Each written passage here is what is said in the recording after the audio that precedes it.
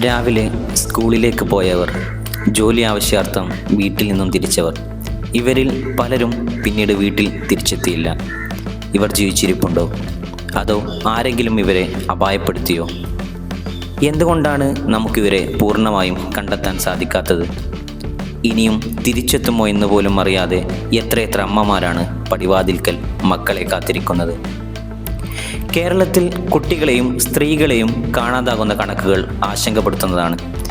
The New Indian Express police ഡേറ്റയുടെ അടിസ്ഥാനത്തിൽ report ചെയ്യുന്നത് ഈ വർഷം 3678 സ്ത്രീകളെയും കുട്ടികളെയും കേരളത്തിൽ കാണാനില്ല എന്നുള്ളതാണ്. തലസ്ഥാനത്ത് 403 കേസുകളും, ആലപ്പുഴയിൽ 282 കേസുകളും, മലപ്പുറത്ത് 253 കേസുകളും റിപ്പോർട്ട് ചെയ്തിട്ടുണ്ട്. എങ്കിലും റിക്കവറി റേറ്റിൽ ദേശീയ ശരാശരിയേക്കാൾ മുന്നിലാണ് കേരളം.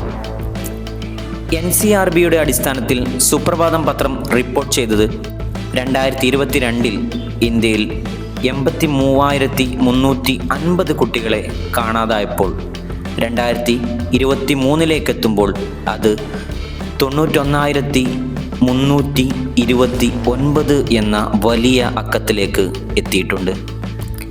മനുഷ്യകടത്തിനെതിരെയുള്ള നിയമങ്ങൾ കർക്കശമാക്കാൻ ആൻറ്റി ഹ്യൂമൻ ട്രാഫിക് യൂണിറ്റുകളും മറ്റു നിയമ സംവിധാനങ്ങളും നമ്മുടെ നാട്ടിലുണ്ട്. ഇത്തരം സംവിധാനങ്ങൾ കാര്യക്ഷമമായി പ്രവർത്തിക്കുമ്പോഴും പുറത്തു വരുന്ന കണക്കുകൾ നമ്മെ ചിന്തിപ്പിക്കേണ്ടതുണ്ട്.